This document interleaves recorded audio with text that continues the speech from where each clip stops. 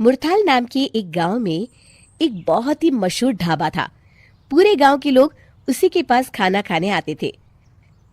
ढाबे का मालिक और उसका बेटा मन लगा के काम करते। धंधा दिन दोगुनी रात चौगुनी तरक्की कर रहा है राजू। वो तो है बाबूजी, आजकल तो दूसरे गांव के लोग भी खाना खाने अपने पास ही आते हैं। ये तो अपनी मसालेदार और मलाईदार लस्सी का कमाल है। रामलाल की लस्सी हर जगह मशहूर है। धीरे धीरे ग्राहकों की संख्या इतनी बढ़ती गई कि उन दोनों के लिए संभालना मुश्किल हो गया। एक दाल मखनी, बटर नान और लस्सी देना। जी माफ कीजिए, लस्सी तो खत्म हो गई है। आखिरी ग्लास का ऑर्डर भी ले चुका हूँ। पर आप बैठिए, मैं आपको बाकी का ऑर्डर दे देता हूँ।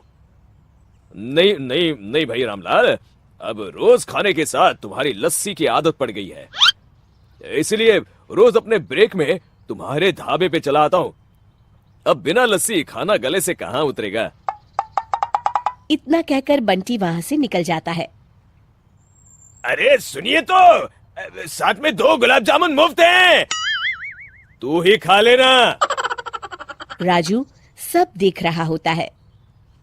बाबूजी, काफी दिन से लस्सी दोपहर तक ही खत्म हो जा रही है, तो फिर उसके बाद लस्सी ना मिलने की वजह से बहुत से कस्टमर नाराज हो रहे हैं। अगर यूं ही चलता रहा तो ढाबा बंद करने की नौबत आ जाएगी। सही कह रहे हो बेटा, लेकिन करे तो क्या करे। अभी पिछले महीने ही ढाबा बड़ा करवाने में सारे जमा किए हुए पैसे खर्च हो गए। अब लस्सी के लिए नया नौकर कैसे रखूं? कुछ और सोचना पड़ेगा। शाम को दोनों घर पहुंचते हैं। ये क्या माँ, तुम फिर से हाथ से कपड़े धो रही हो? ये इतनी बढ़िया स्लर्पुल की वॉशिंग मशीन लेके दी है तुम्हें, तो तुम अपने हाथ से कपड़े धोने की वजह से क्यों अपने हाथ खराब करती हो?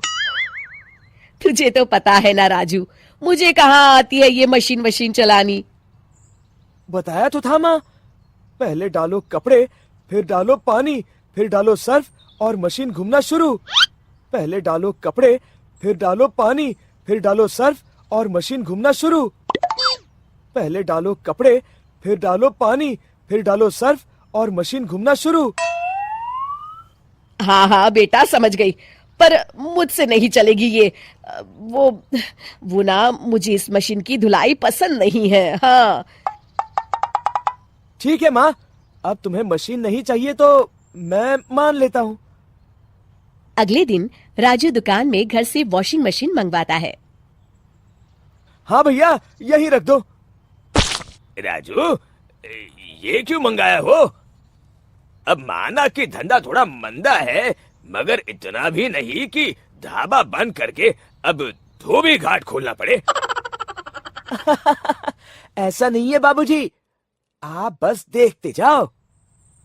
पहले डालो दही, फिर डालो गुलाब जल, फिर डालो हमारे स्पेशल मसाले और मशीन घूमना शुरू। ये लीजिए, 5 मिनट में मशीन भर के लस्सी तैयार।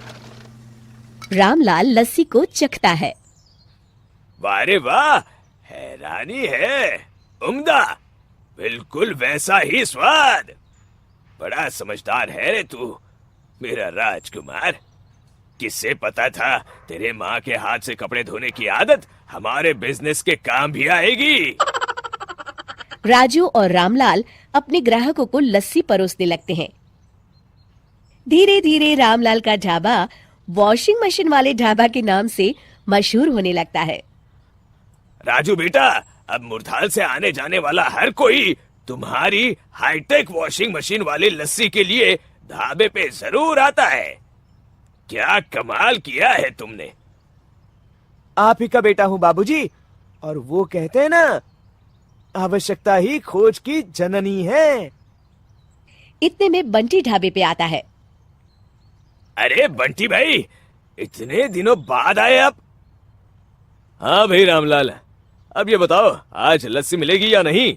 ये बताओ कौन से फ्लेवर में चाहिए?